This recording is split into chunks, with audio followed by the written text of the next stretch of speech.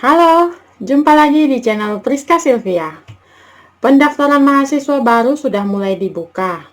Tentunya tidak sedikit calon mahasiswa yang sedang bertanya-tanya jurusan apa yang akan saya pilih untuk kuliah nanti. Nah, di video ini saya akan memberikan beberapa tips yang sekiranya bisa membantu kalian untuk menentukan jurusan kuliah nanti. Semoga bermanfaat.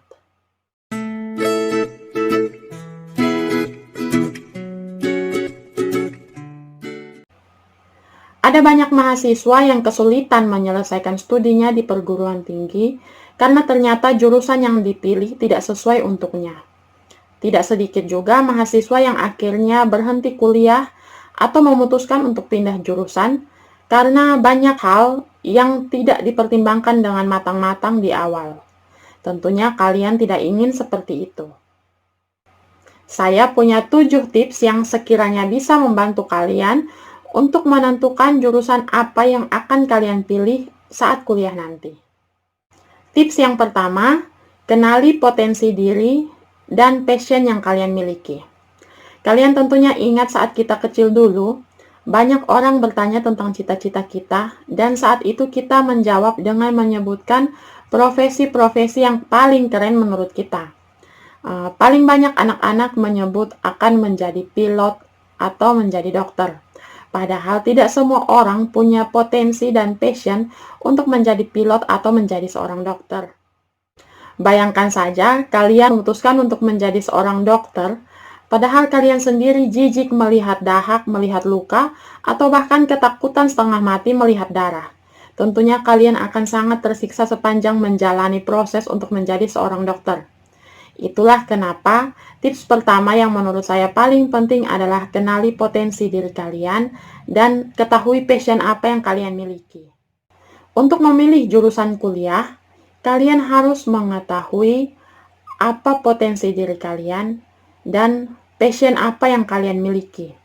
Jadi misalnya kalian memiliki potensi di bidang bahasa asing, kalian menyukai bahasa Inggris, kalian bisa memilih sastra Inggris atau bahasa asing lainnya yang kalian sukai. Atau misalkan kalian memiliki potensi di bidang eksak seperti matematika. Kalian bisa mengambil jurusan matematika. Jika kalian memilih jurusan yang tidak sesuai dengan potensi dan passion kalian, kalian akan kesulitan di perjalanan kuliah nanti karena kalian tidak menikmati proses perkuliahan itu sendiri. Jika kalian memilih jurusan yang sesuai dengan passion kalian, kalian akan menikmati prosesnya dan kalian tidak akan menjadikan aktivitas kuliah menjadi sebuah beban. Kalian akan rela mengulik segala sesuatu yang berkaitan dengan jurusan yang kalian pilih itu dan akhirnya kalian memperoleh nilai dan prestasi yang maksimal. Apalagi jika passion kalian itu ditunjang dengan potensi yang kalian miliki. Kegiatan perkuliahan tidak akan memberatkan karena selain kalian menikmati kegiatan kuliah tersebut, proses belajar mengajar di kuliah tersebut, kalian juga punya kemampuan sehingga proses belajar itu tidak menjadi suatu beban atau tidak menjadi hal yang memberatkan untuk kalian. Tips yang kedua, carilah informasi sebanyak-banyaknya tentang jurusan yang akan kalian pilih. Jadi setelah kalian menentukan jurusan yang mau kalian pilih sesuai dengan potensi dan passion kalian, sekarang tiba waktunya kalian mencari informasi tentang kelebihan dan kekurangan dari jurusan yang akan kalian pilih. Dengan begini, kalian dari awal sudah mengetahui kelebihan-kelebihan dari jurusan yang akan kalian pilih, dan kalian sudah bisa mengantisipasi kekurangan atau kelemahan-kelemahan dari jurusan tersebut. Tips yang ketiga, carilah informasi mengenai universitas yang ingin kalian tuju. Nah, jadi setelah kalian menentukan jurusan apa yang mau kalian pilih, lalu setelah mengetahui kelebihan dan kekurangannya, sekarang waktunya kalian untuk menentukan kalian mau kuliah di universitas mana. Carilah informasi mengenai universitas yang akan kalian pilih dengan memperhatikan kemudahan aksesnya, dengan memperhatikan akomodasi dari domisili atau tempat tinggal kalian, dan hal-hal lain yang harus kalian pertimbangkan. Salah satu hal penting yang juga harus kalian pertimbangkan adalah mengenai kualitas universitas yang akan kalian pilih. Jadi, usahakan kalian memilih universitas yang memiliki jurusan yang akan kalian pilih dengan akreditasi minimal B. Dengan begitu, saat kalian lulus nanti, kalian akan mendapat ijazah yang bisa diandalkan untuk mencari pekerjaan karena kalian adalah lulusan dari universitas yang sudah ternilai, sudah terbukti kualitasnya. Sama halnya seperti mencari informasi untuk jurusan yang akan kalian pilih, mencari informasi mengenai universitas yang akan kalian tuju juga tidak sulit kok. Kalian bisa mengaksesnya dengan mudah di internet. Jadi, sekarang ini hampir semua perguruan tinggi, baik negeri maupun swasta, sudah menyediakan informasi mengenai visi, misi, dan kualitas-kualitas yang dimilikinya itu secara terbuka di internet. Informasi-informasi tersebut bisa diakses oleh masyarakat luas. Jadi, saya jamin kalian tidak akan kesulitan dalam mencari informasi tentang universitas yang ingin kalian tuju. Atau salah satu pilihan lain adalah dengan mendatangi langsung universitas tersebut. Kalian bisa langsung mencari informasi di universitas yang ingin kalian tuju. Tips yang keempat adalah perhatikan prospek kerja atau peluang kerjanya. Setelah memilih jurusan dan setelah menentukan universitas apa yang akan kalian tuju, kalian harus menilai dan mencari tahu tentang prospek kerja dari jurusan yang akan kalian pilih itu. Misalkan kalian memilih untuk mengambil jurusan matematika. Kalian sudah harus tahu sejak awal saat kalian lulus nanti, pekerjaan-pekerjaan apa yang bisa kalian lakukan. Lapangan kerja apa yang menunggu kalian untuk memperkerjakan kalian dengan bermodalkan ijazah yang kalian peroleh dari kuliah di jurusan tersebut. Cara yang paling mudah untuk mengetahui hal ini adalah dengan memperhatikan pekerjaan yang dilakukan atau dikerjakan oleh lulusan-lulusan dari jurusan yang akan kalian pilih ini. Jadi kalian tinggal memperhatikan atau mencari tahu alumni-alumni dari jurusan tersebut melakukan pekerjaan apa atau diterima di perusahaan yang seperti apa. Tips yang kelima, perhatikan biaya kuliahnya. Jika kalian memutuskan untuk mengambil jenjang pendidikan S1 atau sarjana, berarti kalian akan kuliah selama 4 tahun atau paling cepat selama 3,5 tahun.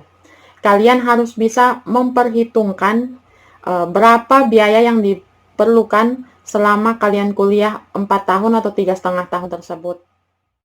Untuk mengetahui jumlah biaya yang kalian perlukan selama kuliah, kalian harus mengetahui biaya untuk beberapa keperluan, yaitu yang pertama mulai dari biaya pendaftaran. Lalu yang kedua, biaya registrasi yang harus kalian bayarkan setiap semester. Lalu yang ketiga tentang akomodasi, mengenai transportasi, atau mungkin tempat tinggal yang kalian butuhkan jika universitas yang ingin kalian tuju itu ternyata jauh atau tidak di daerah tempat kalian tinggal saat ini.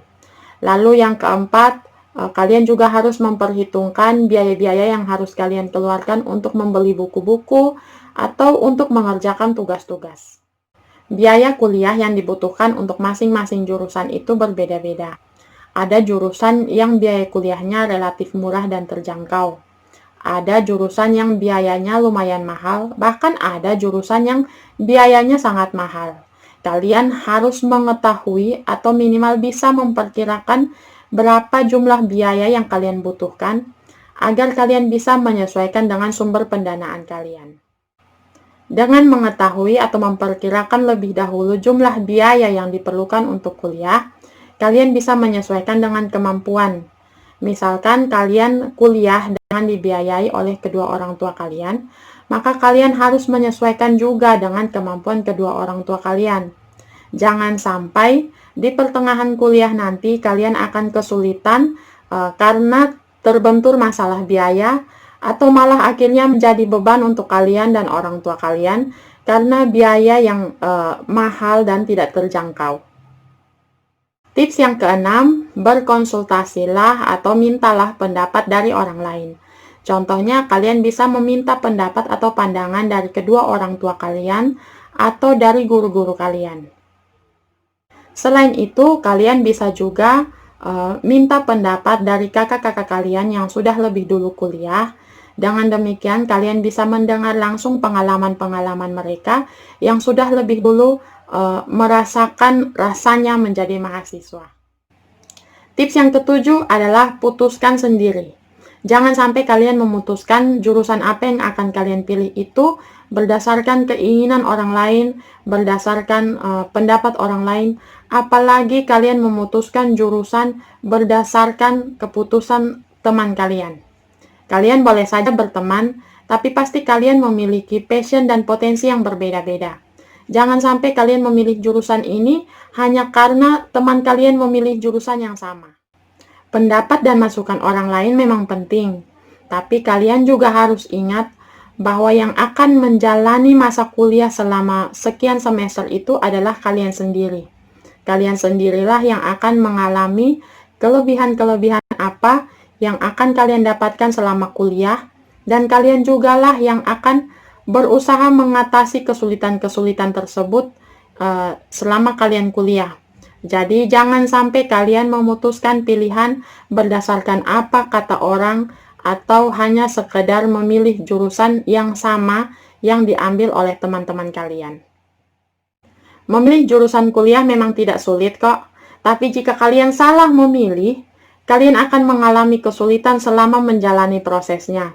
Atau bahkan bisa saja kalian membuang waktu secara percuma karena ternyata jurusan yang kalian pilih itu salah dan tidak sesuai dengan passion kalian, tidak sesuai dengan keinginan kalian, tidak sesuai dengan kemampuan kalian, atau bisa jadi sia-sia karena ijazah yang kalian peroleh nanti malah akan sulit digunakan untuk memperoleh pekerjaan. Semoga 7 tips yang sudah saya berikan tadi bisa sedikit membantu kalian untuk menetapkan jurusan apa yang kalian pilih. Selamat menjadi mahasiswa baru, selamat menentukan pilihan. Semoga pilihan yang kalian tentukan sesuai dengan apa yang kalian inginkan, dan semoga pilihan tersebut bisa berguna untuk kalian ke depannya. Video kali ini saya sudahi di sini dan semoga bermanfaat untuk kalian. Jangan lupa dukung saya dengan cara klik tombol subscribe di bawah. Nyalakan loncengnya supaya kalian dapat notifikasi untuk video-video saya selanjutnya. Dan jangan lupa juga tonton video-video saya yang lain. Like, komen, dan share untuk teman-teman kalian jika kalian merasa video-video saya menarik dan berguna untuk orang lain. Salam semangat, salam sehat selalu, dan sampai jumpa di video selanjutnya.